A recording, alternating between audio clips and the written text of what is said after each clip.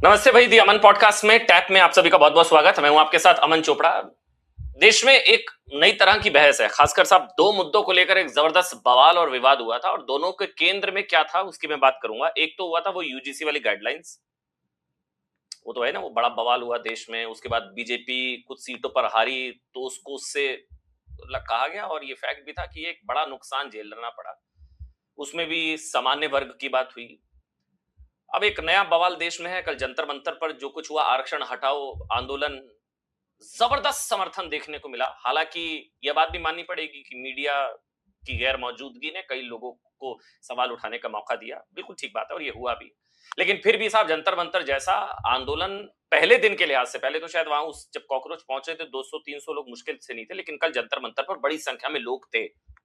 बड़ी संख्या में लोग थे, यानी कि ये मुद्दा लोगों को, उनकी संवेदना को, लोगों को टच कर रहा है साहब। कि आरक्षण को लेकर कुछ बात तो कम से कम, ये थोड़ी ना कि समाज में बात ही नहीं हो सकती। आरक्षण हटाओ हटाओ नहीं तो कम से कम चलो बात तो करो, उसकी समीक्षा तो करो कि साहब पिछले 80 सालों में क्या हुआ, क्या नहीं हुआ, किसको लाभ मिला, नहीं मिला। लेकिन दोनों ही मुद्दों के केंद्र में सामान्य वर्ग है, जनरल कैटेगरी कहते हैं ना हम लोग, जनरल कैटेगरी। उसकी बात कौन करे, करे ना करे।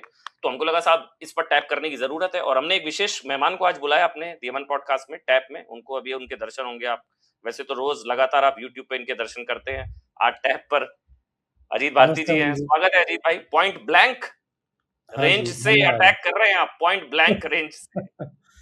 नहीं, वाइड रेंज से हमने बहुत किया लेकिन सुनते नहीं हाँ। हैं लोग। तो कहते हैं ना, बहरों को सुनाने के लिए धमाके की आवश्यकता होती है। तो हम्म। मुझे लगा फिर थोड़ा-सा पॉइंट ब्लैंक ही वो किया जाएगा। ठीक है, चलो पॉइंट पर आते हैं सीधा। पॉइंट ब्लैंक रेंज से पॉइंट पर आते हैं। मैं आपकी मांगे पढ़ रहा था। पहले तो जी, अच्छा, जी। पहले आप समझा दें मुहिम क्या है, क्योंकि इस मुहिम मतलब इस बड़े एजिटेशन या इस विचार के जनक अगर मैं आपको कहूं तो गलत नहीं होगा। You wanted this from very starting, आप हमेशा इसके खिलाफ बोलते रहे। जी। पहले समझाइए जितने भी लोग हैं, क्या विचार है, क्या आप कहना चाहते हैं देश से, और क्यों आरक्षण पर पुनर्विचार, हटाओ तो नहीं, कम से कम पुनर्विचार होना चाहिए। क्या है हुँ, आपका हुँ। विचार, क्या है अजीत भारती?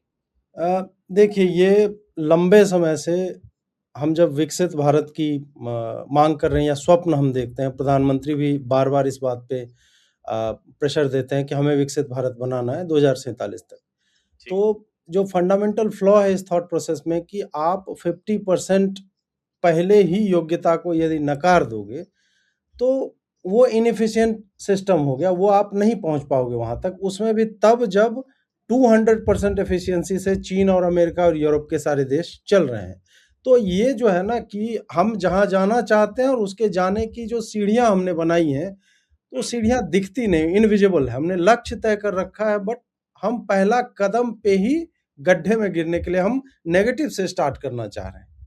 तो हम्म। इससे क्या हुआ कि मुझे लगा कि सर्वप्रथम अभी हमारे पास टेक्नोलॉजी है। हमने एक बार में जब मैं बैठता हूँ तो लाख लोग, 2 लाख लोग, 5-10 लाख जितने भी लोग जुड़ते हैं, वो सही बात। देखते हैं कि क्या बोला जा रहा है, नहीं बोला जा रहा है। तो मेरा जो ये रिज़र्वेशन हटाओ आंदोलन को आरंभ करने का, आरंभ तो एक वेदांश करके लड़का है उसने किया था और उसने फिर मुझे इससे जोड़ा और बोला कि आप इसको आगे लेकर के चलो, तो उसने आरंभ किया था। मैं ना चाहते हुए भी इसका फेस बन गया हूँ क्योंकि लंबे समय से मैं इस पे लिखता और बोलता रहा हूँ। ये नहीं, आंदोलन ना जब चाहते हुए शुरू क्यों? चाहते जी, तो जी। थे, चाहते नहीं थे आप इसका फेस बने? नहीं, मुझे अमन जी मतलब मैं ना नेता बनना चाहता हूँ, ना मैं चेहरा बनना चाहता हूँ। मुझे इसमें कोई इंटरेस्ट नहीं है। मेरा अगर हम्म। पॉलिटिकल एम्बिशन होता, तो मैं इसका फेस बनना चाहता और मैं लगातार मतलब छाया रहता और इनसेंसिटिव टाइप के स्टेटमेंट्स देता रहता कि चूल्हे हिला देंगे सरकार की। मैं उ उस तरह का व्यक्ति नहीं हूँ। मैं एक पत्रकार मात्र हूँ और मैं पत्रकार का काम जो मैग्निफिकेशन का होता है, ऑब्जर्वेशन का होता है और एनालिसिस का होता है, मैं एग्ज़ैक्टली वही कर रहा हूँ। तो जो आपने बोला कि आरंभ मतलब इसकी जो कथा क्या है, पीछे का पृष्ठभूमि क्या है, उसका यही है कि हमें लगा कि इस पर एक आवश्यक वार्तालाप होने की आवश्यकता है, हम्म। कि समाज इस पर चिंतन करे कि मुसहर समाज, डोम समाज या अन्य जो ऐसे समाज हैं जिनको आज तक आरक्षण का लाभ मिला ही नहीं है। एससी में हम्म। 1000 जातियाँ हैं ऐसी, ओबीसी में हम्म। 1000 जातियाँ हैं ऐसी, रोहिणी कमीशन की रिपोर्ट है। इन सब बातों पे कभी चर्चा तक नहीं होती क्योंकि अरे नहीं यार, ये तो ये इम्प्रैक्टिकल चीज़, चर्चा सुसाइडल है, इम्प्रैक्टिकल नहीं होती। सुसाइडल है पॉलिटिकली।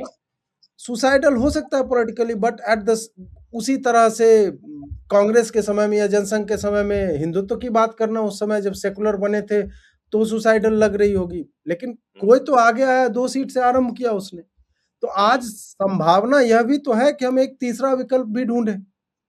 हम पहले, हमारी चेष्टा यह है कि जो सत्ता में हैं और जो हमारी मांगे हैं, जो हम संभवतः आगे चर्चा करेंगे, उसमें से एक भी मांग ऐसी नहीं है जिससे आप कहें कि नहीं दलितों को नुकसान हो जाएगा इससे। कुछ भी ऐसा नहीं है जिससे दलित या ओबीसी किसी को भी कोई क्षति पहुंचे। वो आरक्षण एज इट इज उनका रहेगा, परंतु जब आप जितनी आबादी उतना हक की बात करते हो तो अपने समूह में तो उनको हक दे दो। अच्छा 1200 जातियां हैं, उनमें 4-5 जातियां 80% आरक्षण कैसे खा सकती है उस ग्रुप का? इस पे चर्चा होनी चाहिए।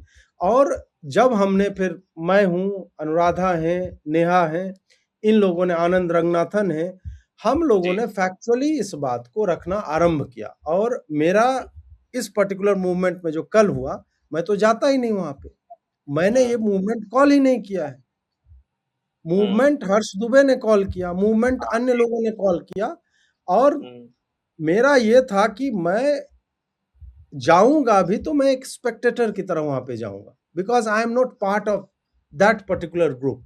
ऐसा नहीं है कि मैं उन्हें सपोर्ट नहीं, आउटसाइड सपोर्ट रहेगा।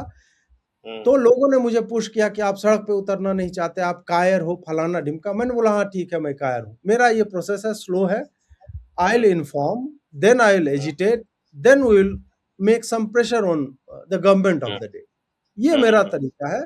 और हो सकता है हम लोगों को नवंबर में बुलाते, और हो सकता है हम बुलाएंगे। ये तो हमने कल केवल शक्ति प्रदर्शन किया है, और उसमें भी मेरा तो बहुत ज्यादा है नहीं उसमें। मैं तो वहां पे गया, फिर लोग मुझे लिटरली गोद में उठा करके मुझे स्टेज पे चढ़ा दिया। मैं स्टेज पे भी नहीं जाने को तैयार था। उन्होंने कहा कि नहीं, आपके भी कारण लोग आए। जब दिल्ली पुलिस ने डिनाई कर दिया ना मेरी रिक्वेस्ट, तो मैंने कहा कि सविनय अवज्ञा की आवश्यकता है कि आप तिलचट्टों को दामाद बना करके देखते हो। और हम 1 महीने पहले से, हर्ष ने 1 महीने पहले से आवेदन किया हुआ था, आप अनुमति किस आधार पर हमें डिनाई कर रहे हैं? फिर मैं केवल दिल्ली पुलिस को डिफाई करने के लिए वहां गया था। और परसों शाम के लाइव में मैंने लोगों को भी कहा कि जो जहां है आए। तो लखनऊ से, कानपुर से, एमपी से, मतलब भोपाल से, राजस्थान से लोग रात भर की यात्रा करके आए मेरे कहने पे। अच्छा जी, ओके, हाँ, ग्रेट। तो उसके बाद फिर मैं वहां पे गया, और फिर मैं स्टेज पे चढ़ा दिया। फिर बाकी लोग मेरा बाइट लेने लगे, जो आप, जो है, आपने पूरा दिन देखा होगा। और मीडिया तो भाई हाथ खड़े करके कि नहीं भाई, मैं अछूत हो गया।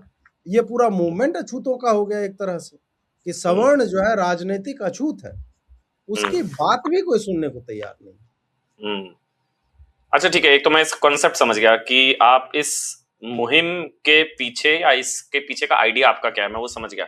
अब बताइए मांगे क्या क्या है, मांगे बताइए। मतलब मैंने, क्योंकि ये कहा जा रहा है कि ये सवर्ण, ये आरक्षण हटाओ आंदोलन को लेकर जो हर जगह छपा है उसमें कि जैसे आप मेन फेस, प्रवक्ता, सब कुछ आप ही तय कर रहे हैं। तो बताइए फिर क्या मांगे क्या क्या है आपकी, बताइए। मांग हमारी, अमन भाई, ये है कि सबसे पहले तो कि ईडब्ल्यूएस जो है, जिसको आप नाम में ही इकोनॉमिकली वीकर आपने लिखा है, परंतु उसको फाइनेंशियल असिस्टेंट किसी जगह पे नहीं मिल रही है। और 55 to 60% टैक्स जो है सामान्य वर्ग पे कर रहा है, इनकम टैक्स। और एक बहुत बड़ा वॉल्यूम जीएसटी का, मोर देन 60% यही वर्ग पे कर रहा होगा, क्योंकि यही कंज्यूम अधिक करता है। मैं ये नहीं कर रहा हूँ कि दूसरे वर्ग के लोग नहीं करते हैं। तो यदि हम टैक्स पे कर रहे हैं, तो हमारे बच्चों के लिए गवर्नमेंट क्यों फंड एलोकेट नहीं कर सकती है? ईडब्ल्यूएस को फाइनेंशियल असिस्टेंस जो है, it must be made at par with SC. Free में निःशुल्क कोचिंग उसको मिलनी चाहिए, उसके लिए सरकारी छात्रावास बनने चाहिए। हॉस्टल की फी, यदि वो आईआईटी क्वालिफाई करता है, फ्री होना चाहिए। कोर्स फी उसका फ्री होना चाहिए। जो जो एससी को सुविधाएं हैं वो आप दे दो। तो इसमें एससी का, दलित का तो कोई अधिकार, हम उनको तो वंचित नहीं कर रहे हैं। हम एडिशनल फंड बोल रहे हैं कि कुछ तो आप इनके लिए भी करो, इनको दीजिए। दूसरी डिमांड है कोटा विद इन कोटा। इसमें तो फिर वो भी लोग भी होंगे ना, जैसे आप कह रहे हैं EWS, economically weaker section of this society, तो इसमें कोई जातिगत भेदभाव तो होगा नहीं, तो उसमें तो सभी इंक्लूड होंगे ना फिर। नहीं, ईडब्ल्यूएस जो आर्थिक आरक्षण आधार पर, आपका तर्क अगर मैं सही समझ रहा हूँ, आर्थिक आधार पर जो है हाँ, कुछ नहीं, नहीं, सहयोग नहीं, किया नहीं, अभी मैं बोल रहा हूँ जो स्ट्रक्चर है रिजर्वेशन का 50+10 10% जाए। ईडब्ल्यूएस जो सवर्णों के हैं, मैं बोल रहा हूँ ठीक उस 10% को treat them at par with SC. और यदि एकदम आप आरक्षण की कैसी आवश्यकता होनी चाहिए, जो मैं बोल रहा हूँ, मैं इम्प्रैक्टिकल बातें नहीं करना चाहता हूँ कि कोई सरकार इसे खत्म कर देगी, वो नहीं होगा अभी। अगर आपको करना ही है जो एक आदर्श स्थिति की बात करें तो आप ईडब्ल्यूएस 60% कर दो आरक्षण, ईडब्ल्यूएस 1 2 3 4 5 करके, और ये horizontally across caste groups, caste उसमें क्राइटेरिया होना ही नहीं चाहिए, वही केवल मैं भी और इसलिए केवल क्लैरिफाई कर रहा था। हाँ। हाँ, जो बच्चे जो मुसहर समाज का है, जिसको भंगी बोला जाता है, जिसको पासी बोला जाता है, इन समुदाय के बच्चों ने जिन्होंने स्कूल का मुंह तक नहीं देखा है आज तक, उनके बच्चों को सरकार हम ही पैसा देंगे। अभी भी तो हम ही सामाजिक न्याय फंड कर रहे हैं ना, वी सही आर बात। गोइंग टू पे फॉर देम। तो उनके बच्चों को आप स्कूल के लिए आप स्लेट दो, पेंसिल दो, किताबें दो, बेंच दो, जो भी बढ़िया से बढ़िया व्यवस्था हो सकती है, do that and nobody will utter a single word. किसी को कोई आपत्ति नहीं होनी चाहिए इस पे। ठीक है, पहला खैर हो गया वही है कि हाँ, दूसरा। इवेंचुअली वहां तक हम पहुंचना चाह रहे हैं, बट उससे ठीक है। पहले जो दूसरी मांग कोटा विद इन कोटा की मैं कर रहा था कि भाई एससी में हम देखते हैं जैसे जाटव है या जिसको चमार जाति बोली जाती है, चर्मकार जो होते हैं, तो वो एक लार्ज चंक ले रहे हैं, या उनके साथ और पासवान हो गए, ये लोग जो हैं उनमें जो फॉरवर्ड वो अधिक ले रहे हैं। तो उनको क्यों नहीं आप 3% पे सीमित कर रहे हो, और 12% में फिर 2-2 3-3 स्लॉट करके, जो एकदम ही उन जातियों में ही बहुत ही विकट स्थिति में है, मतलब जैसे व्हाई क्रीमी लेयर आरंट का दे एक चाहिए, क्रीमी लेयर जी, जी। जैसा ना। हाँ। क्रीमी लेयर, क्रीमी लेयर में क्या है ना कि ओबीसी में क्रीमी लेयर है, लेकिन 99% जो है ना वो शिफ्ट कर देते हैं ऑनरशिप ऑफ लैंड। मतलब जिस हिसाब का क्रीमी लेयर है ना उसका कोई मतलब नहीं है। इस कारण आप इनकम बेस्ड बना दो सीधा, क्रीमी लेयर का कॉन्सेप्ट हटाओ। इनकम बेस्ड आप कर दो कि भाई जिसकी सबसे हाई इनकम होगी उसकी सबसे कम होगी रिजर्वेशन, कम हाँ, जिसका ठीक। सबसे हाँ, कम होगा उसको पर्टिकुलर। सबसे लार्ज चंक मिलेगा। और ये सर्वे कर लो एक, उससे आपको पता चल जाएगा। Same should happen in ST, और एग्जैक्टली वही जो है आपको ओबीसी में भी होना चाहिए, जिसमें 4 जातियां जो सबसे बड़े लैंड होल्डर्स हैं। बिहार में यादवों की लैंड होल्डिंग सबसे अधिक है, ट्रैक्टर्स उनके पास ओबीसी। संभवतः सबसे अधिक है। वही जाट का है, वही गुजरों का है, इनके पास भूमि देखिए करोड़ों की संपत्ति है। वो किस मुंह से उनको मतलब आरक्षण इस मात्रा में दिया जा रहा है, और चूंकि वो पैसे वाले हैं वो पढ़ेंगे भी और आरक्षण का भी सपोर्ट है। तो जो एक्चुअल में ओबीसी में भी जो एक्चुअल में बैकवर्ड क्लासेस हैं, दे आर लेफ्ट बिहाइंड। 1000 जातियां, नगण्य रिप्रेजेंटेशन है उन लोगों का। तो ये करना चाहिए। क्रीमी लेयर क्या है ना, टेक्निकलिटी है which can be played upon, उस और पे उसमें तो बहुत शायद अच्छा गवर्नमेंट ने स्टैंड भी क्लियर कर दिया है कि इसको एससी एसटी तक नहीं ले जाया जा सकता। एससी हाँ, एसटी हाँ, में अभी क्लियर। हाँ, गवर्नमेंट ने हाँ, क्लियर कर दिया है वो। 3 उसका दिन पहले एक्सटेंशन आया नहीं है। था कि हाँ, 3 दिन जी। पहले उनका आया था कि गवर्नमेंट इस पे कोई विचार नहीं करने वाली, बट करना चाहिए। ये सेल्फ डिफीटिंग है। अगर इन जातियों के नेता होते, जो पासवान नेता नहीं है या जाटव नेता नहीं है, मुसहर जाति का कोई नेता होता और बड़ा नेता होता, आर्टिकुलेट होता, यदि बोलता वो, तो भाई वो अपने समाज के लिए बोलता और उस समाज को संभवतः रिप्रेजेंटेशन मिलता। तो जो ये एससी आरक्षित सीट भी है ना, आप इनमें भी देखो कि कुछ ही जातियों का डोमिनेंस होता है। एक्चुअल में वहां पर भी जो मोस्ट डाउन ट्रोडन हैं, दे नेवर गेट रिप्रेजेंटेड। तो उनको जो है रिप्रेजेंटेशन मिलना चाहिए। तो मुझे ये कोई नहीं कह सकता है कि मैं सवर्णों की बात कर रहा हूँ, नहीं, मैं हर जाति की बात कर रहा हूँ, हर बच्चे की बात कर रहा हूँ जो एक डिसएडवांटेज पोजीशन में है। तो दूसरी हमारी डिमांड ये थी। कोटा विद इन कोटा, पहली होगी ईडब्ल्यूएस, दूसरी कोटा विद इन कोटा। जी, 2। जी। और ठीक है। तीसरा है कि संविधान पे संविधान ने जो जातियां ऐड कर दी हैं, मतलब मनुवादी व्यवस्था में 600 जातियां दलित थी और संवैधानिक व्यवस्था में 1200 हो गई। तो ये बता रहा है ना कि संविधान जो बाबा साहेब का है, it is not solving the मतलब जो प्रॉब्लम्स उन्होंने दिखाए एक्चुअल थे प्रॉब्लम। उसका सॉल्यूशन आरक्षण से तो नहीं आता दिख रहा है। जातियां बढ़ती जा रही, या तो इसका पॉलिटिकल कारण है या सामाजिक कारण है। तो ये हम कब जान पाएंगे, जब हमारे पास दशक दर दशक एक समीक्षा हो, हमारे पास व्हाइट पेपर लेके आए सरकार अच्छा। कि भाई इन जातियों को इतने साल से इतना रिजर्वेशन का चंक मिला है। स्कूलों में उनके कितने बच्चे गए, कॉलेजेस में कितने गए, सब रिजर्वेशन कोटा से जो मैं बोल रहा हूँ, मतलब वो कितना हमारे लाभ सामने। मिला, नहीं जी, मिला, जी, और अगर नुकसान हुआ आरक्षण का, अगर 80 सालों में एक श्वेत पत्र आ जाए, पता लग जाए कि जैसे आप जी, बता जी, रहे हैं जातियां तो बढ़ गई, तो फिर लाभ मतलब मिला नहीं मिला, एक श्वेत पत्र आ जाए, ये कह रहे हैं ना आप? बिल्कुल। श्वेत पक्ष, ठीक है। हाँ, और उसके बाद यदि ये साबित हो जाता है कि आरक्षण से उत्थान हुआ है, then I am for even आरक्षण इन प्राइवेट। अगर आप ये सिद्ध कर दो श्वेत अच्छा। पत्र से कि हम्म। अगर अच्छा हो रहा है, सरकार जो ये बोल रही है ना कि बहुत अच्छा हो रहा है, आरक्षण से उन्नति हो रही है, go for it in private space as well. ये मैं पर्सनली अपने तरफ से बोल रहा हूँ, मैं ऑर्गेनाइजेशन की तरफ से। ऑब्वियसली मैं हम्म। सटायर में बोल रहा हूँ क्योंकि हमें पता है कि आरक्षण से किसको कितना लाभ मिला है। मैं तो ऐसे ही तो चलाऊंगा, अजीत भारती बोले प्राइवेट सेक्टर में भी आरक्षण लागू हो। हाँ, ये चलाइए। तो यही चलेगा। अ ये हो जाए तो ये प्राइवेट है। सेक्टर में भी आरक्षण लागू कर हो जाए, कोई दिक्कत नहीं है अजीत बिल्कुल, भारती को, है बिल्कुल। ना? और 3 हो गया।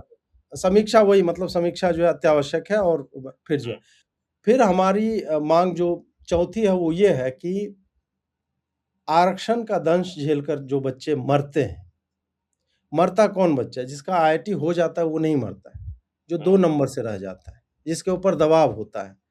हर दिन 36 बच्चे-बच्चियाँ सुसाइड करते हैं। एवरेज है 19 लड़का, 17 लड़की। ऑलमोस्ट 50% आप कह लो कि ये है हमारे देश में प्रतिदिन आत्महत्या की दर स्टूडेंट सुसाइड की। उसमें हुँ, बहुत बड़ा चंक रिज़र्वेशन के कारण, कि उसको सीट मिल नहीं पाती, उसके कारण मरता है। हुँ, तो यहाँ पे हम मेरिट को किल कर रहे हैं, लिटरली हम मेरिट को मार रहे हैं। तो मेरिट को आप जो कट ऑफ आपका है 70% पे यदि सामान्य वर्ग का सिलेक्शन हो रहा है, तो 10% से अधिक कट ऑफ कंसिडर नहीं किया जाना चाहिए, उसको लो नहीं किया जाना चाहिए। आप 65 पे रखो फिर ओबीसी को, और फिर 60% पे एससी एसटी को रखो, और ये भी 5 7 10 साल ही ये व्यवस्था होनी चाहिए। हुँ। उसके बाद आपको एक सिमिलर कट ऑफ होना चाहिए। मतलब एक मिनिमम मार्क्स हो जाए, ये आप कह बिल्कुल, रहे हैं ना मिनिमम? बिल्कुल। मिनिमम मार्क्स अगर नहीं ला रहा है तो वो सीट वेस्ट मत कीजिए, क्योंकि वो उसने यदि अंडर ग्रेजुएट में अपने आप को प्रूव नहीं किया है और वो -40 ला रहा है, तो पोस्ट हुँ, ग्रेजुएशन में भी ही और she is going to waste that seat. और सीट, हम हाँ, जानते हैं मेडिकल एजुकेशन कितना एक्सपेंसिव है, और उसके हुँ, कारण एक बच्चे को जिसको वो जगह मिलनी चाहिए थी, who could have um, become a great doctor, वो डिनाई हुँ, होता है और मे बी ही और शी कमिट हुँ, सुसाइड। तो हुँ, मिनिमम एक होना चाहिए, और इसका अंडरलाइंग प्रिंसिपल्स सिंपल सा है कि आपने आरक्षण दे करके एससी समाज, एसटी समाज और ओबीसी के लोगों के स्वाभिमान को मार दिया है। उनको आपने हुँ, समझा दिया है कि यार तुम तो पढ़ ही नहीं सकते। एक्चुअल में ये होना चाहिए कि हम तुम्हें हर एक संसाधन देंगे जो सवर्णों को मिलता है, या बेस्ट ऑफ द बेस्ट को दुनिया में मिलता है। हम वही हुँ, शिक्षक देंगे, वही हुँ, इंफ्रास्ट्रक्चर देंगे, वही कॉपी कित सब हम फ्री में तुमको देने को तैयार हैं, हुँ, लेकिन मेरिट तुमको फ्री में नहीं मिलेगा। हुँ। तो नहीं ये लेकिन कुछ कोर और हाँ, एकदम रॉ जो है नहीं लेकिन डिमांड्स। आपकी बातों को सुनकर कुछ ये लग रहा है कि नाम फिर गलत है आपके आंदोलन का, आरक्षण हटाओ क्यों लिखा है फिर? आरक्षण हटाओ, देखिए सबसे पहले जब चालू हुआ तो वेदांश ने उसने क्या होता है कि कोई भी कैंपेन को आपको थोड़ा-सा हिट कराना हो, हाँ, या फिर उसको बोलचाल में लाना हो, तो you have to create some kind of shock कि हुँ, हटाओ, इसके लिए हम लेकर के चल रहे हैं। आप एम हाई करते रिजर्वेशन हटाओ, बट इवेंचुअली हटाओ, या वर्तमान स्वरूप में जो है उसको हटाओ। हुँ। इसकी समीक्षा करो, हम फिर आगे हम उसका नहीं, नामकरण भी जैसे ठीक कर लेंगे जो मैं अब करना आपसे है। बात कर रहा हूँ, तो अब मुझे जी, मुझे समझ में आ रहा है ना कि भई ये कि आप तो पिछड़ों के ही हक की बात कर रहे हैं कि पिछड़े बिल्कुल, पिछड़ों का बिल्कुल। हक मार रहे हैं, जी, है जी, ना? जी। मतलब कुछ जातियाँ हैं जिनका प्रतिनिधित्व जो लेकर जा रहे हैं और बाकी जो पिछड़ी जातियाँ हैं, पिछड़ों में जो अगड़े हैं, उनके जी, अधिकार सीमित हों और जो पिछड़ों में एक्चुअल पिछड़े हैं, उनको अधिकार मिले। तो पिछड़े पिछड़ों बिल्कुल, का तो आप पिछड़ों की आवाज़ उठा रहे हैं एक तरीके से, बिल्कुल, बिल्कुल, है ना? बिल्कुल। लेकिन न हो ये रहा है कि मतलब अच्छा मैं क्लियर कर लेता हूँ, हो ये रहा है तो छोड़ देते हैं। नाम आरक्षण हटाओ है, लेकिन आप पूरी तरह से आरक्षण हटाने की बात तो नहीं कर रहे ना कि आरक्षण खत्म कर दो, आरक्षण हटा दो, ऐसा तो नहीं है? नहीं, नहीं, देखिए मैं फिर कह रहा हूँ कि मैं ना आदर्शवादी आदमी हूँ, ना मैं मूर्ख आदमी हूँ कि मैं ये समझता हूँ कि ये अभी पॉलिटिकल सुसाइड किसी भी पार्टी के लिए होगा। तो हम ऐसी माँग ना रखें कि यार आदमी पागल ही हो जाए उसको सुन कर के, अच्छा, आप कि पहले चाहते ये हैं क्या कर लेकिन रहे थे। माँग अभी नहीं कर हाँ, रहे हैं। चाहेंगे हम, देखिए कोई क्यों नहीं चाहेगा कि देश में केवल और केवल मेरिट ही मेरिट मानदंड हो। सही मैं बात है। प्रधानमंत्री के साथ हूँ कि हमें विकसित भारत का सपना साकार होते हुए देखना है, लेकिन इस हुँ, तरीके से नहीं होगा।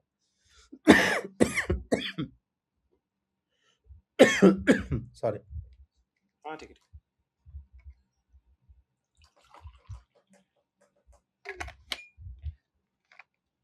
तो समीक्षा हो, जो आरक्षण है जिस रूप में हो उसकी नहीं, मैं इसको समीक्षा दोबारा तो से कर मतलब। लेता हूँ हाँ। इसी सवाल को दोबारा हुँ। से कर लेते हैं, तो इतना कट कर दो। नहीं तो मतलब आपका नाम आंदोलन का आरक्षण हटाओ है, लेकिन अजीत भारती आरक्षण हटाने के पक्ष में नहीं है, वो नाम सिर्फ हिट करने के लिए था। कॉकरोचों जी, के जी। हिट से लेना देना नहीं है, सिर्फ वो हिट करने के लिए था ये। बिल्कुल, बिल्कुल। तो उसमें सीधा स्पष्ट है हमारा कि मैं आदर्शवादी व्यक्ति नहीं हूँ, मैं प्रैक्टिकल आदमी हूँ। मुझे पता है कि क्या काम करेगा और कौन-सी माँगें मानी जा सकती हैं। कुछ माँगें इमीडिएटली मानी जा सकती हैं, जैसे ईडब्ल्यूएस वाला है, और हुँ, कुछ माँगों पर आपको विचार करना पड़ेगा। श्वेत पत्र लाना है, आप क्यों नहीं ला सकते हो? हुँ, हम हुँ। डेटा माँग रहे हैं ना। राहुल गांधी ने आपसे कास्ट सेंसस माँगा, आपने दिया भाई। तो आप जब हाँ, वो है। विरोधियों की बात कर रहे हैं, मैं तो हुँ, मतलब आपके समर्थन में, क्योंकि you have done excellent work for this nation. तो um, why are you not going to give me an audience? आप मेरी ही हुँ, बात हुँ, सुन लो। तो हम कह हुँ, रहे हैं वर्तमान स्वरूप में जो है उसको आप डू अवे विथ इट, इसमें ट्वीक्स की हुँ, आवश्यकता है। समीक्षा करोगे आपको खुद ही लगेगा अजीत भारती झूठ बोल रहा है या आरक्षण हटाओ वाले पगला गए हैं। उसके लिए आपको डेटा चाहिए, और वो डेटा आप जब तक सर्वेक्षण नहीं करोगे तब तक आएगा नहीं। व्हाइट पेपर आना अच्छा, चाहिए इस पे। एक और चीज़ अजीत कही जाती है कि भई पीढ़ी दर पीढ़ी आरक्षण का लाभ भी नहीं मिलना चाहिए। वो भी एक बहुत बड़ा वो लॉजिक होता है, उसके वही, खिलाफ कई लोग हैं बिल्कुल, कि भई आपके परिवार में बिल्कुल, जो है पीढ़ी दर पीढ़ी उसका लाभ मिले जा रहा है, जो कि नहीं मिलना चाहिए। बिल्कुल। आप भी आप उसके सोचिए पक्षधर ना हैं? कि टीना डाबी को आरक्षण क्यों मिल रहा है? कोई लॉजिक हाँ, नहीं है उसका। बहुत बड़ी डिबेट है वो। चंद्रशेखर रावण जो हैं, उनके घर के लोगों को काहे आरक्षण मिलेगा? मायावती के घर के लोगों को आरक्षण क्यों मिलेगा? अखिलेश यादव के घर के लोगों को क्यों आरक्षण मिलेगा? या फॉर हुँ, दैट मैटर यदि मोदी जी विवाहित होते, तो उनके बच्चों को क्यों आरक्षण मिलता?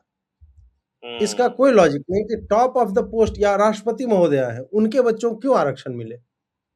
आप हुँ, गवर्नर रह चुकी हैं, तो भाई हुँ, आपका आर्थिक उत्थान हो चुका है।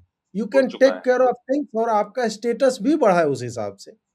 हुँ, तो उससे मुझे लगता है कि ये फिर मैंने आपको 4 एकदम रॉ डिमांड्स बताई, फिर हम लेयर्स में यदि हम उतरने लगेंगे, फिर मैं और विस्तार से आपको जो है इस पे बता सकता हूँ कि किस-किस कंडीशन में नहीं मिलना चाहिए। जैसे एक लग जाना चाहिए कि यादव हैं, एट मैक्स उनको 15% मिल सकता है उनके ग्रुप का आरक्षण।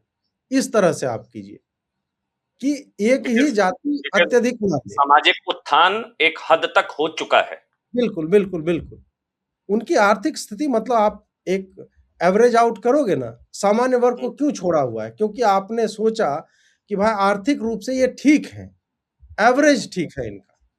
हुँ, सामान्य वर्ग में भी मैं आपको बताता हूँ, मेरे गाँव के ब्राह्मणों की स्थिति दलितों से भी विकट है। वो दूसरे खेत में मज़दूरी करने भी नहीं जा सकते, और वो हुँ, मिट्टी के कच्चे मकानों में और खपरेल घरों में आज भी रह रहे हैं। प्रधानमंत्री आवास योजना का उनको लाभ नहीं मिलता है, क्योंकि उसपे पहला अधिकार जो है वो एससी-एसटी का हो जाता है। तो ये तो हुँ, हमारे समक्ष हमने देखा है। फिर भी हुँ, सवर्ण समाज या सामान्य वर्ग इसको सहता रहा। लेकिन हुँ, जब वो विसियस एटमॉस्फेयर आपने कॉलेज में क्रिएट करने का कर दिया ना, um, that was something that broke us UGC वाला। ऑल। यूजीसी हुँ, वाला। हुँ। उसने जो है मुझे लगता है कि वो फाइनल स्ट्रॉ था। मैं वो नहीं यूजीसी करना पे आऊँगा, मैं आऊँगा, एक मिनट चाहिए। यूजीसी पर आऊँगा। पहले मैं इसमें अगर थोड़ा-सा समझूँ, अगर एक मैं अजीत भारती से पूछूँ कि आरक्षण की समीक्षा का एक सबसे बड़ा कारण, आपने मुझे 4 चीज़ें बताई, आपने बोला भई जो मुझे समझ में आया वो पिछड़े ही पिछड़ों का हक मार रहे हैं। हुँ, आपने हुँ। बताया कि भई क्रीमी लेयर है, उसको एससी-एसटी में भी उसका भी एक्सटेंशन होना चाहिए। ऐसे बड़ी 4-5 पॉइंट्स आपने समझाए। मैं एक पॉइंट अगर आपसे समझना चाहूँ, आरक्षण की समीक्षा की एक सबसे बड़ी दलील, एक सबसे बड़ा कारण अजीत भारती के हिसाब से। इंडिया अपने पोटेंशियल को कभी भी अनलॉक नहीं कर पाएगा, और हम विकसित भारत कभी नहीं बन पाएँगे, यदि आरक्षण जिस रूप में अभी है, वो रहेगा। और इसको यदि मैं थोड़ा-सा एक्सपैंड करूँ, तो वो यह है कि देश का जैसे उत्थान होता है, हम्म, जीडीपी रेट एक्सीलेंट रहा है नरेंद्र मोदी के आने के बाद। उसके कारण रहे क्योंकि मोदी जी ने जो बहुत सारी चीजें थी, जो पेन पॉइंट्स थी, मतलब आप बीमार लोग कम हो इसके लिए आपने टॉयलेट्स का करवाया, पोर्टेबल ड्रिंकिंग वाटर पहुंचाया, बिजली की, इतने मतलब लोगों के जीवन को स्पष्ट रूप से स्पर्श करने वाली योजनाएं बनाई हम्म, और at the same time economy पे काम करना चालू किया। तो जब हम्म, देश आर्थिक रूप से उन्नत होता है तो जिस घर में साइकिल थी कल, अब मोटरसाइकिल वहां पे आई, जहां एक बाइक थी वहां दो बाइक आई, जहां दो हम्म, बाइक थी वहां कार आ गई। हम्म, और ये across house holds, across cast हुआ है। तो देश का आर्थिक उत्थान कैसे होगा? ब्रेन पावर से। कोई मैन्युफैक्चरिंग में जाएगा, कोई सर्विसेज में जाएगा, somebody विल डू समथिंग, कुछ क्रिएट करेगा, उत्पन्न करेगा, सेवा या प्रोडक्ट, और उसके लिए आपको बेस्ट ऑफ द बेस्ट चाहिए। अभी क्या हो रहा है कि 50% तो ऐसे ही रह जाते हैं, उसके बाद के 50% में 20% तो आपके पलायन कर जा रहे हैं, क्योंकि यूएस वाले को पता है कि भाई भारत में दिमाग है, तो हम उसको क्यों नहीं, सबसे अच्छा उनको जो है पैकेज बना करके दिया जाता है कि आप आओ, इवेंचुअली हम आपको सिटीजनशिप भी दे देंगे। वेंचर कैपिटलिस्ट का पूरा एक बहुत बड़ा इकोसिस्टम उधर बना हुआ है। तो इस कारण वो भी, तो आप एक्चुअल में 30% एफिशिएंसी पे चल रहे हैं आरक्षण के कारण। और शिक्षा में अमन भाई, I completely believe in this thing, शिक्षा ही किसी देश को, किसी सभ्यता को सस्टेन करने का एकमात्र मार्ग है। उसको यदि आप फिगर आउट कर लोगे, एवरीथिंग फॉलोज माय ब्रदर। सब ठीक है, चीज फॉलो समझ करता गया। है फिर। हाँ, मतलब आप जी कह रहे हैं कि भाई भारत को अपनी कैपेबिलिटी को टैप करना है, तो फिर जी मेरिट को टैप करना पड़ेगा। लेकिन कुछ एग्जैक्टली। लोग कहते हैं साहब कि आरक्षण ने वास्तव में दलित, आदिवासी, पिछड़े वर्ग के बीच एक नया मिडिल क्लास पैदा किया है। क्या ये आरक्षण की सफलता नहीं है? जो आरक्षण के बिल्कुल पक्ष है, में बोलते हैं, वो कहते हैं कि एक न्यू बिल्कुल है। न्यू मिडिल क्लास पैदा हुआ है और ये तो अच्छा आरक्षण है, तो वो मिडिल ये क्लास आरक्षण आरक्षण त्याग दे। ये आरक्षण की सफलता नहीं है क्या, अजीत भारती? मैं ये कह रहा हूँ ना, ये तो ओपिनियन है ना किसी का, इस पे डेटा कहाँ है? इस पे हम्म, ये आर्थिक रूप से वो संपन्न हो गए तो आरक्षण छोड़ देना चाहिए उन उन घर वालों को, उन जातियों को। हम्म, तो आप खुद ही सेल्फ डिफीटिंग आर्गुमेंट्स जो है ये जाति समूह दे रहे हैं कि नहीं हमारा हम्म, हुआ है उत्थान, तो भाई छोड़ दो, बाकी लोगों को आने दो। हम भी तो एग्जैक्टली वही बात बोल रहे हैं। हम्म। और अगर इस समीक्षा से और बदलाव से अगर कोई पलटकर पूछता है कि जातिगत असमानता बनी रही, तो फिर ऑल्टरनेटिव पॉलिसी क्या होगी? अगर इस बदलाव से, सो कॉल्ड जो बदलाव आपने कहे, या इस बदलाव से अगर जातिगत असमानता और बढ़ी बल्कि, हम्म। तो फिर क्या ऑल्टरनेटिव पॉलिसी? अब देन विल बी देखिए, रिस्पॉन्सिबल। फिर अब हम आते हैं एकदम जो इसका फंडामेंटल एक फ्लॉ जो है इस पूरी पॉलिसी की, कि जातिवाद क्या है? एक सामाजिक समस्या है, सोशल इशू है, कुरीति है, सामाजिक कुरीति इसको बोला जाता है। आरक्षण क्या है? वो एक राजनीतिक समाधान है। सामाजिक कुरीति को, जैसे विधवा पुनर्विवाह, समाज ने तय किया कि हम इसको करेंगे। गवर्नमेंट के चिल्लाते रहने से वो नहीं होगा, जब तक समाज उसको नहीं तय करेगा कि हम करेंगे, government can never enforce it. तो जातिवाद जो है वो समाज के भीतर से आएगा कि उसको हमें जो है हटाना है। वो कैसे आएगा? एक तो जो जातियां हैं उनका आर्थिक उत्थान हो। अर्थ जो है उसमें एक अलग तरह की शक्ति होती है। अर्थ जो है दलित को अपने ही समुदाय में दलित से थोड़ा ऊपर उठा देता है। ये आप सोशल स्टडीज आप देखोगे या अपने आसपास भी देखोगे कि मेरे ही गांव का एक दुसाध है, मान लीजिए जाति का व्यक्ति, पासवान जिसको कहते हैं, उसने कुछ अधिक पैसा कमा लिया, उसने पक्का मकान बना लिया 2-3 फ्लोर का, तो वो भूमिहारों के साथ, ब्राह्मणों के साथ उठता बैठता है, उसके घर पे, उसके दालान पे बैठता है, वो अपने लोगों में नहीं बैठता है। तो जातिवाद क्या है ना, कि दलित समूह में ही क्या चमार जाति से जो लोग आते हैं वो डोम के साथ बैठते हैं? नहीं बैठते हैं। उनमें बेटियां अपनी ब्याहते हैं? नहीं ब्याहते हैं। लेकिन इनकी कुंठा, इनके नेताओं की, राम मनोहर लोहिया के समय से ये है कि ब्राह्मण अपनी बेटी ब्याहते। क्यों ब्याहते बेटी भाई? तो ये सेक्सुअल फ्रस्ट्रेशन भी वहां पे प्ले जो है वो करता हुआ हमें दिखता है। इस कारण से जो सोशल प्रॉब्लम है उसको सोशल सॉल्यूशंस उसके होने चाहिए, और उसके लिए फिर पुनः समीक्षा करो इसकी। कि क्या हम्म, एक्चुअल में इससे कुछ हुआ है, क्योंकि हम्म, जितनी पॉलिसी इस तरह की आती हैं, आरक्षण के कारण जातिवाद बढ़ता है। कैंपसेस, कॉलेज कैंपस उसका सबसे बड़ा उदाहरण है। सही बात है। 50% 60% ड्रॉप आउट रेट है, 90% इनफैक्ट इन सम केसेस दलितों का। क्यों? और वो भी फ्रस्ट्रेट होते हैं, वो भी हम्म, सुसाइड कर रहे हैं जातिवाद के कारण। तो भाई उसको हम्म, तो हमने आरक्षण दे दिया था ना, हम्म, फिर वो क्यों मर रहा है? हम्म, क्योंकि इस स्टिग्मा को 19 साल का बच्चा जो आईआईटी में गया है, वो झेल नहीं पाएगा यदि दूसरा 19 साल का बच्चा जो सामान्य वर्ग का है, और हम्म, दोनों की समझ का स्तर उतना ही है दुनियादारी को लेकर के, वो इसको हम्म, चिढ़ाता है, वो गलत कर रहा है लेकिन उसको चिढ़ाता है। क्यों चिढ़ाता हम्म, है? उसके कज़न का, उसके भाई का, मित्र का, जिसको उससे 30 नंबर अधिक आया था, वो नहीं पहुँच पाया। हम्म, तो ये casteism gets reinforced in college hmm. Campuses because of the reservation policy. और खासकर मैं वही कहूंगा वो जो यूजीसी वाला नोटिफिकेशन आया था उसने तो दरार इतनी बड़ी पैदा कर दी थी, वो तो बहुत ही डेंजरस दरार थी। लेकिन पता है, बिल्कुल। एक चीज अजीत, ये बातें आप ठीक कह रहे हैं भाई, ऑब्वियसली हर कोई जब आप इस पर कहेंगे तो हर कोई मेरिट की बात करेगा साहब, कहेगा मेरिट है भाई, नया भारत है, 21वीं सदी है, एल्गोरिदम की बात होती है, हम एआई की बात होती है, उसमें हम क्यों आरक्षण में घुसे हैं, बात बिल्कुल ठीक है। लेकिन प्रैक्टिकली जो आप बातें कर रहे हैं, आपको नहीं लगता कोई पार्टी इसको हाथ लगाने की स्थिति में नहीं होगी? अभी एक चुनाव हुआ था, बिहार का चुनाव, उसमें कहीं हल्का सा जिक्र हो गया था और पार्टी डूब गई थी, नाम क्या लेना पार्टी का।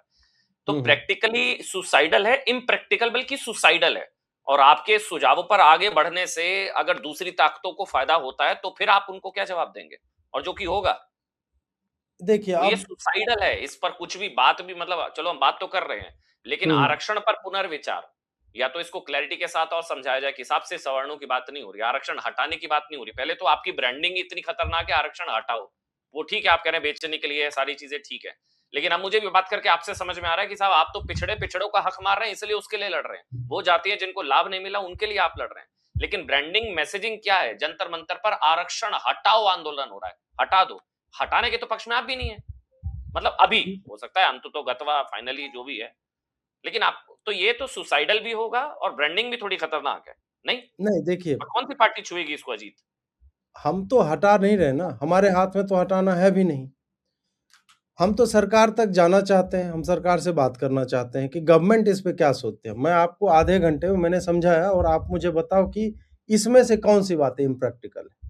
हम्म, एवरीथिंग इज़ डूएबल, सब किया जा सकता है, टाइम फ्रेम उसका अलग लग सकता है। कोई चीज़ आज के आज जो है अनाउंस की जा सकती है, और कोई हम्म, चीज़ की इवेंचुअली हम लोगों को, जैसे जिन जातियों की मैंने पिछड़ी जातियों की बात की, उन जाति के नेताओं से हम बात करेंगे, उन तक सरकार के प्रतिनिधि पहुँचे, उनसे बात करें, या आप सोशियो इकोनॉमिक सेंसस करवा लो, उनकी स्थिति देखो, और उसके बाद उन जातियों के नेताओं को इस बात पे बोलने और एजिटेशन करने बोलो आप।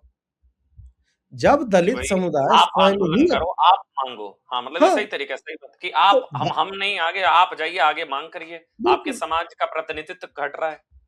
वो जाएँ। अब मान लीजिए कि मुसहर समाज का या वाल्मीकि समुदाय का, उस हाँ, समाज का व्यक्ति जो है 10,000 20,000 की भीड़ लेकर के जंतर-मंतर पे आ जाता है कि भाई हमको हमारा अधिकार मिलना चाहिए।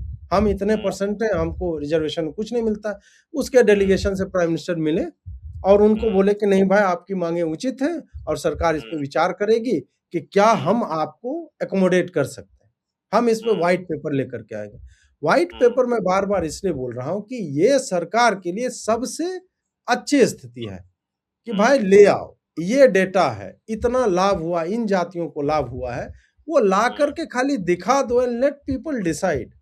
और हम्म, दूसरी बात जो सुसाइडल की बात कर रहे हैं, पुनः मैं बोलूँगा कि सवर्ण समाज कब तक इस पॉलिटिकल ब्लैकमेल से जूझता रहेगा?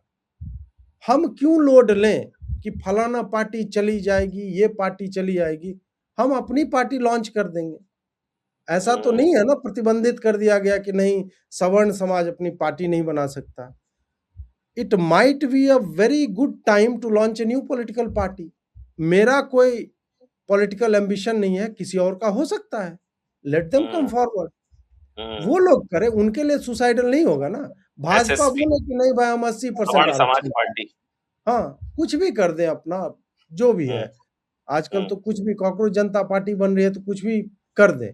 तो हम्म, वो भी एक है कि विकल्पहीनता कभी नहीं होती है, हम्म, परिस्थितियाँ नेताओं को जन्म देती है। हम्म, परिस्थिति ने नरेंद्र मोदी को भी स्थापित किया। परिस्थिति अटल बिहारी वाजपेयी भी लेकर के आया और परिस्थिति ने लाल कृष्ण आडवाणी को कभी प्रधानमंत्री बनने नहीं दिया। तो परिस्थितियां नेताएं बनाती हैं, गिराती हैं, तो कोई नया नेता बन जाएगा, या ये इन्हीं नेताओं में किसी को दिमाग आए कि नहीं भाई ये सेंसिबल बातें हो रही हैं, लेट्स टॉक अबाउट इट। ये यूजीसी वाली क्या परिस्थितियां थी फिर? यूजीसी तो मुझे लगता है कि इससे भयावह डॉक्यूमेंट भारत के इतिहास में नहीं है। मैं मतलब मुगलों के जेनोसाइड सबको काउंट कर रहा हूं। क्यों है उसका मैं बताता हूं, इसके इम्प्लीकेशंस आप सोचो और लुक एट इट पैरेलली। जो एक नवबौद्धों का, जो हिंदू लोगों को और तमाम तरह से जातिवादी स्लर्स जो ब्राह्मणों को दिए जाते हैं, और जब मैं ब्राह्मण बोल रहा हूं तो इसमें पूरा सवर्ण समाज होता है। जब यूजीसी ने एक सिंगल ग्रुप को बाहर कर दिया, एक्सक्लूड कर दिया कि भाई आप पे तो हो ही नहीं सकता, तो वहां यूजीसी यह स्वीकार कर रहा है कि जेएनयू के दीवारों पे ब्राह्मणों की कब्र खुदेगी लिखा ही नहीं गया। जेएनयू की दीवारों पे देयर विल बी ब्लड लिखा ही नहीं गया। Brahmin Baniya we are coming for you और लाल रंग से, रक्त के रंग से लिखा गया। और हर सप्ताह कोई भी लेफ्टिस्ट का एजिटेशन होता है, ब्राह्मणों की कब्र खुदेगी के नारे लगते हैं, ब्राह्मणवाद की छाती पे, मनुवाद की छाती पे। जब ये सब चल रहा है तब यूजीसी एक इस तरह का एक्ट लेकर के आती है और उसी ग्रुप को जो सबसे अधिक डेमोनाइज है for no fault of theirs, general category, सही बात है। किस ब्राह्मण ने, किस राजपूत ने, किस भूमिहार ने, किस लाला ने, भाई आज के डेट में किसको क्या कर दिया यार। SC ST एक्ट लग जाता है उसके ऊपर, जिसका conviction rate by the way 8% है। तुम कहोगे कि नहीं ऐतिहासिक प्रताड़ना मिली है, उस लॉजिक से तो फिर सारे मुसलमानों की हत्या कर देनी चाहिए हिंदुओं को। हमारा जेनोसाइड किया है ना भाई, हमारे दादा परदादा परदादियों का रेप किया है ना मुसलमानों ने। वहां पे कहते हो कि नहीं ये तो उनके पाप थे, हम क्यों ढोए। तो भाई मेरे परदादा ने कुछ किया होगा, वो लोड लेकर मैं क्यों घूमूं। ऐतिहासिक प्रताड़ना मिली तो इतिहास में हुई, बात खत्म। और 80 साल बहुत हो गया भाई, तो आप ये नहीं कह सकते। तो यूजीसी में जब ये किया गया, और उस एनवायरनमेंट को समझिए कि इवन एक जो फ्लाइंग स्क्वाड्स बना था, वो देखते देखते वो एज्यूम कर लेगा कि आप उसको देख करके हंसे हो तो आप उसकी जाति के कारण, उसके रंग के कारण जो है हंसे हो। 15 दिन के अंदर आपको पुलिस तक वो ले जाएगा। उस वातावरण की सोचिए, वो भी कैंपस से। जी, कैंपस के वातावरण की सोचिए जहां पे ब्राइटेस्ट ऑफ माइंड्स जो है वहां पे पहुंचे हैं, और वो एक कांस्टेंट प्रेशर में है कि मैं इससे बात करूं या नहीं। पहले वो जाति हो सकता है नहीं पूछता होगा किसी का, लेकिन अब वो हेजिटेट करेगा कि मेरे जाति का है या नहीं। और ऐसे में वो यादव बच्चा, वो दलित बच्चा कितना अपने आप को अलूफ फाउंड करेगा कि मैं ब्राह्मण के साथ, यार हमसे छिटक के क्यों रहता है, वो मेरे साथ बैठता क्यों नहीं। हो सकता है उसके मन में उसको टारगेट करने की इच्छा नहीं हो। ये बहुत लॉजिकल है जी। अगर ये कि जनरल कैटेगरी के साथ या सवर्णों के साथ भेदभाव हो ही नहीं सकता, ये बताकर आपने बता दिया असली विलन कौन है। यानी कि आप विलन हैं, आप सवर्ण, आप जो है आपके साथ नहीं हो सकता, मतलब आप भेदभाव करने वाले, यानी कि सवर्ण समाज भेदभाव करता है जनरल कैटेगरी, या तो ये। लेकिन अब तो कोर्ट ने रोक लगा दी ना, अब तो सुप्रीम कोर्ट ने, और बल्कि शायद सरकार उसके लागू क्रियान्वयन पर, लागू होने पर अभी की तारीख में रोक लगा दी है कोर्ट ने। अब नरेंद्र मोदी जी ने ही तो इसी तरह SC ST एक्ट पे भी रोक लगाई थी सुप्रीम कोर्ट ने, और सुप्रीम कोर्ट ने कहा था ना कि भाई ये इलॉजिकल है कि किसी के कहने मात्र से उस पर नॉन बेलेबल वारंट इशू हो जाता है और उसको उठा लिया जाता है घर, किसी कहने मात्र से। कन्विक्शन रेट उस लॉ का 8% है इस देश में। बिहार में 99.3% कभी कन्विक्ट हो नहीं पाते, 0.67 है बिहार में कन्विक्शन का रेट इसका, और मोदी जी ने उसको पलट दिया था। So we don't trust him कि वो दलित अपीजमेंट के लिए ही can go to any length. उन्होंने तो सरकार ने तो कोर्ट में कह दिया है कि वो, मैं गलत नहीं हूं तो बताइएगा, सरकार ने तो कहा है कि वो इस गाइडलाइन पर पुनर्विचार कर रही है। हाँ, उन्होंने बोला रिकंसिडर कर रही है, और अगला लाइन ये भी बोला, अगला लाइन ये भी बोला कि I am not going to say which way it will go, मतलब इट विल स्टे या ये हटा लिया जाएगा। तो सरकार यहाँ पे एक्चुअल में कोई स्टैंड क्लियर कर नहीं रही और सरकार को 7 महीने लग गए ये बात कहने में। 29 जनवरी को इंटरिम स्टे लगाया था इसने सुप्रीम कोर्ट ने। सुप्रीम कोर्ट ने। और ये 7 महीनों में मुझे बताइए भाजपा का एक नेता, एक प्रवक्ता या कोई कद्दावर नेता मोदी अमित शाह के स्तर का एक लाइन बोला है क्या उन्होंने इस बात पे? उन्होंने इसको स्वीकारा है कि ब्राह्मणों की कब्र खुदेगी के नारे लगते हैं, इस कारण से किसी एक कम्युनिटी को अगर नहीं स्वीकारा होता या इस चीज का आभास नहीं होता तो वही सरकार जो पहले रेगुलेशंस का बचाव कर रही थी वो भी आपने देखा था, वही सरकार पुनर्विचार की बात कर रही है। तो ये यू टर्न तो है ना, अब इसको यू टर्न कहिए या आभास कहिए कि उस चीज का आभास हो रहा है, या आवाज कहिए यूजीसी को लेकर जो चुनावों में हुआ। अभी इन्हीं कारणों से ये जो चुप्पी रही है ना भाजपा की इन सब विषयों पे, जबकि ये चुप्पी अनुचित थी। ऐसा नहीं था कि वो इस पे केवल मैं लिख करके स्टेटमेंट दे देता इनकी टीम को और मैंने दिया है कि भाई ये बोल दो ना लाइन कि किसी भी ग्रुप को आज के समय में सिंगल आउट करना गलत है और इस पर सरकार पुनर्विचार करेगी। ये कोर्ट में गया ही क्यों? क्योंकि गवर्नमेंट को लगा रहे ये 2-4 दिन का हल्ला है, फिर शांत हो जाएंगे, फिर भूल जाएंगे लोग, लेकिन लोग नहीं भूले। नहीं, लेकिन पता है अजीत, इसमें एक पक्ष आपका हो सकता है, दूसरा पक्ष ये भी आ सकता है कि ओवरराइटली इस रूल को, इस लॉ को, इस ये जो नोटिफिकेशन था यूजीसी वाला, उसको अगर वापस ले लिया जाएगा तो ये तो जो मैसेजिंग जाएगी SC anti SC ST OBC वही वाली, और वो कोई भी अफोर्ड नहीं कर सकता पॉलिटिकली। तो सवर्ण अपनी सवर्ण अपनी आहुति क्यों देता है? नहीं, हम क्यों अपनी आहुति देते रहे आपके पॉलिटिकल एडवांटेज के लिए? नहीं, आप बताओ ये लॉजिकल है कि वो दूसरा यार आग लगा देगा सड़कों पे? हम क्या पत्थर, चकमक पत्थर लेके घूम रहे हैं कि हमें आग लगाने में बहुत देर लगेगी? हम भी आग लगा सकते हैं ना, but we choose not to. ये चुनाव हमारा है and there is always a way. Aman ji, हर एक चीज का एक रास्ता होता है, शब्दों में बहुत शक्ति होती है। All you have to do is to word it properly. ये भी तो एक रास्ता ही है कि सुप्रीम कोर्ट ने इसके क्रियान्वयन पर रोक लगा दी, या पता नहीं कौन सा रास्ता कहां से निकला, लेकिन अल्टीमेटली क्रियान्वयन पर रोक लग चुकी है। सरकार कह रही है इस पर पुनर्विचार किया जाएगा। थोड़ा तिलचट्टों पर भी आ जाए, आपके फेवरेट टॉपिक पर। बिल्कुल बिल्कुल।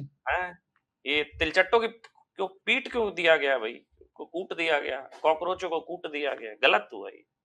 नहीं, गलत तो है ही, बट फिर यही है कि जब स्कूल जो होता है एक प्राइवेट और ऑलमोस्ट सॉवरेन प्लेस होता है, स्कूल और यूनिवर्सिटीज, ठीक बात, वहां पे पठन पाठन होता है और वहां पे यदि कलेक्टर को भी आना है तो मोस्टली या तो औचक निरीक्षण करते हैं, परंतु संभवतः ये मतलब नॉर्मल एक अनसेड रूल टाइप का होता है कि यू हैव टू इन्फॉर्म कि हम इंस्पेक्शन के लिए आ रहे हैं तो आप स्कूल ठीक ठाक कर लो, इस टाइप से। कलेक्टर को भी, विधायक को भी अनुमति लेकर के, और अगर आप आ ही गए हो गेट पर तो आप प्राचार्य से आपको अनुमति लेनी होगी कि हम आ सकते हैं कि नहीं। ठीक है, एक प्राचार्य ओहदे में कलेक्टर से बहुत नीचे होता है, बट वो अपने स्कूल का कलेक्टर है, आप उसके स्पेस को वायलेट नहीं कर सकते हो बिना उसकी अनुमति के। वो बोल दे कि नहीं कलेक्टर साहब हम आपको घुसने नहीं देंगे, बाद में वो सस्पेंड हो जाए, but he is right at his place. अब इसमें क्या है कि इनको एक तो धर्मेंद्र प्रधान वाला जो है वो मिल गया इनको त्याग पत्र, मतलब माहौल मेरे जैसे लोगों ने बनाया, हम मांग रहे थे कि इसका इस्तीफा दो, और बेचारे क्रेडिट लेकर के नाच रहे हैं, और उसका कोई परिणाम तो आया नहीं। धर्मेंद्र प्रधान हट गए, सिस्टम सुधर गया। वो वीडियो आया था ना, एक वो वीडियो आया था रांका का कि पुलिस वाले को वो हड़का रहा था कि हमसे मत भिड़ो, इस्तीफा लेकर आए हैं हम, धर्मेंद्र प्रधान का करा कर आए हैं, हमसे मत भिड़ो। तो जब आप नकारे लोगों को, इन सब का आप हिस्ट्री देखो, they have never been good at studies और कुछ ढंग का काम नहीं कर रहे थे, तो इनको लगा कि यार पॉलिटिक्स टाइप का कुछ किया जाए, और अभी सोशल मीडिया है तो we will get some eyeballs. और भारत में समस्याएं हैं, समस्याओं का देश है ये। आप किसी भी रैंडम हॉस्पिटल में गवर्नमेंट में चले जाओ तो आप बढ़िया भी रहेगा, फिर भी आपको एक सलाइन का फूटा हुआ बॉटल, तो कहीं कूड़ेदान की अनुपस्थिति है, कचरा कहीं पे कुछ ना कुछ आपको मिल जाएगा। You can always shoot something out of it. तो ये उसी बात, सही बात। हाँ, और ये सारी चीजें जेन्युइन, लेकिन क्या राजस्थान में यदि स्कूल यदि खराब है और उसकी छत टूट रही है, तो उसके लिए भजन लाल उत्तरदायी हैं कि उससे पहले कांग्रेस थी वो उत्तरदायी है, या उससे 5 साल पहले वसुंधरा राजे थी वो उत्तरदायी है, जब स्कूल बना वो उत्तरदायी? कौन है हम्म, उत्तरदायी? तो आप केवल यदि एक पार्टी को ही घेरना चाहोगे तो आपका इंटेंट पता चलता है। And why hmm. Don't you start with Punjab नहीं स्कूल? लेकिन नहीं, ये ठीक है, वो अगर उनकी पॉलिटिकल एम्बिशंस और पॉलिटिकल एफिलिएशंस हैं भी अजीत, लेकिन फिर भी मार कुटाई, पीटना, घसीटना, कूटना, ये तो गलत हुआ ना। नहीं तो देखिए, जो लोग जनता के बीच से आते हैं ना, हम्म, तो अगर उनको जनता ही कूट रही है, तो भाई वो तो जनता का है।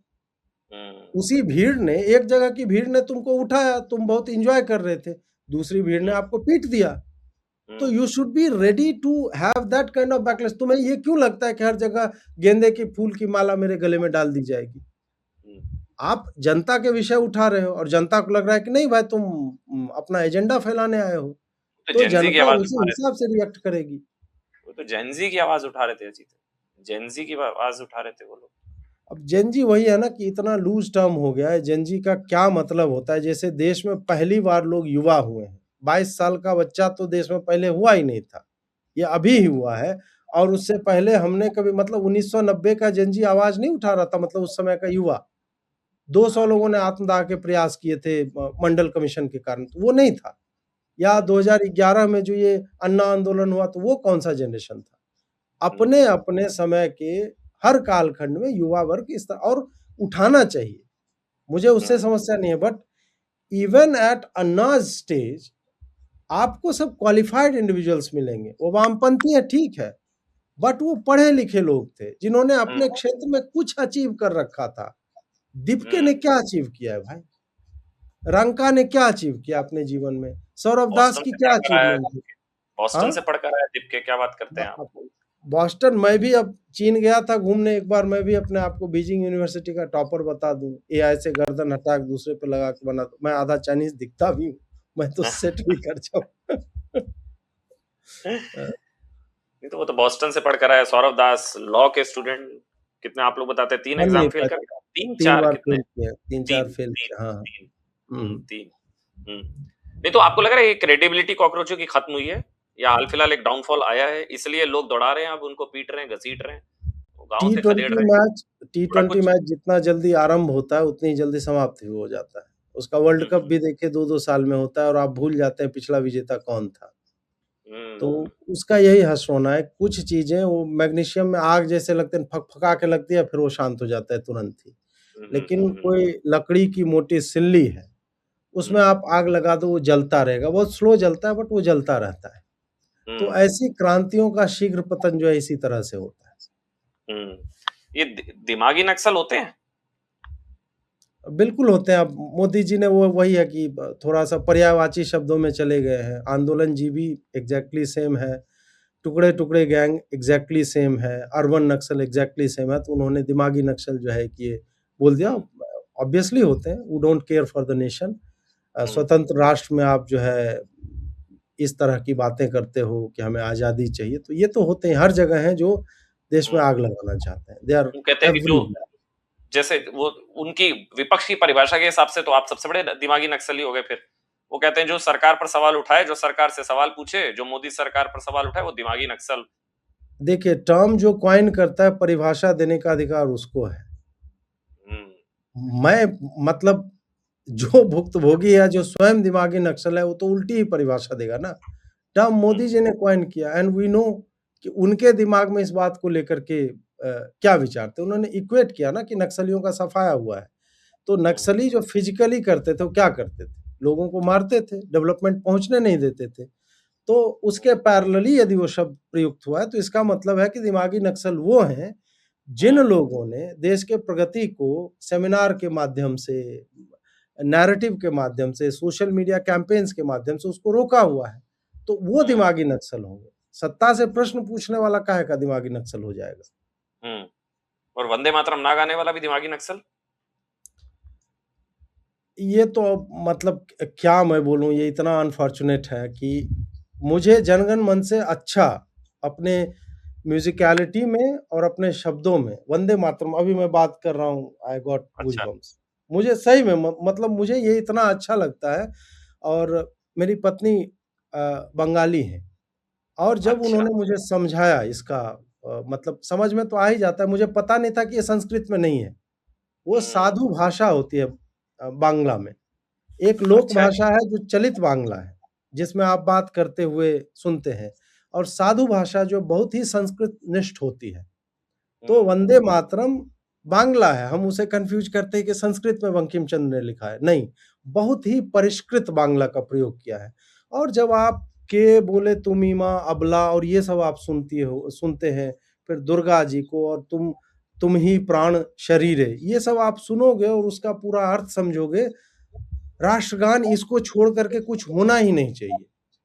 मतलब यही है हमें जो एक सूत्र में पिरोता है और इसमें चूँकि भारतीय भूमि की और वो बंगाल को लेकर के उस वक़्त लिखा गया था, बाद में वो आप पूरे भारत पे अप्लाई कर दो क्योंकि इट अप्लाइज़ इक्वली। उसको सुन कर के कोई कैसे कह सकता है कि यार ये मतलब हम खड़े नहीं होंगे। और कांग्रेस वाले तो बिल्कुल ना कहें। 1896 कोलकाता अधिवेशन में गुरुदेव रवींद्रनाथ टैगोर ने आपने पहली बार पहली वहीं बार गए? उसे हुँ। संगीतबद्ध करके गाया था। हुँ। 1937 में जिन्ना के कहने पे नेहरू जी ने, और नेहरू जी और सुभाष चंद्र बोस का इस पे संवाद है, चिट्ठियाँ लिखी गई थी आपस में। हाँ, है। कि हुँ। कुछ ही लोग फ्रिंज एलिमेंट इसको कह रहे हैं कि ये सेक्युलर नहीं है, पर हम उनको भी जो है मना तो नहीं कर सकते, इस टाइप से करके और तब जाकर के इसको नकारा गया कि पहला 2 स्टैन्ज़ा ही गा। और हुँ। मुसलमान तो वो 2 स्टैन्ज़ा भी गाने को तैयार नहीं। वो तो वंदे मातरम मतलब वंदे शब्द से ही उसको आपत्ति है। तो वो नहीं, कांग्रेस शुरुआती 2 वाले से नहीं है किसके लिए उनको, कर वो रहे हैं? कहते हैं शुरुआती 2 नहीं, आखिरी के नीचे के 4 छंद जो हैं थोड़े भड़काऊ हैं। वो एक राजस्थान कांग्रेस के नेता है मदन जी, उन्होंने कहा थोड़े भड़काऊ हैं, बीके हरिप्रसाद कह रहे हैं मेरे को लटका दो, मैं नहीं गाऊँगा। तो ये अपीज़मेंट के चक्कर में, यूपी चुनावों के चक्कर में है, बस एक आखिरी सवाल है, या हाँ, आपको लगता उसी है टाइप कि का है। कुछ पर्सनल है सोनिया जी का, राहुल नहीं, जी का? अब देखिए वही है कि सोनिया जी जब वहाँ पे उसको रोक रही हैं उस गाने को, तो बाकी अब वो रोक रही हों, उनको लगा हो कि साउंड ज़्यादा हो गया या कुछ उनको प्रॉब्लम, मान लीजिए वो कुर्सी ही माँग रही थी जो ये बता रहे हैं। लेकिन हाँ, वो जो खड़गे जी को वीडियो जाता है ना, तो सोनिया जी का तो सबसे संवाद नहीं है। सोनिया जी तो आप समझिए कि पवन खेड़ा को नाम से नहीं जानती, जो उनके पार्टी का सांसद है, जो सबसे अधिक उनको डिफेंड करता है, उसको वो कहा गया व्हाइट बाल वाला आदमी जो डिफेंड करता रहता है, वो ऐसे बुला रही हैं। तो ये हुँ। जो मदन या जो भी आपने नाम लिया, उसको सोनिया जी कहाँ से जानेंगी? वो बंदा खाली देखा कि नहीं सोनिया जी को इससे आपत्ति हो गई, वो हुँ। वंदे मातरम का वो जनगण मन गाना बंद कर देगा। हुँ। बोलेगा नहीं वो कुछ नहीं होना चाहिए, हम खाली कांग्रेस का झंडा फहराएँगे। वो तो यहाँ तक चला जाएगा अपनी मालकिन को अपीज़ करने के चक्कर में। तो हुँ।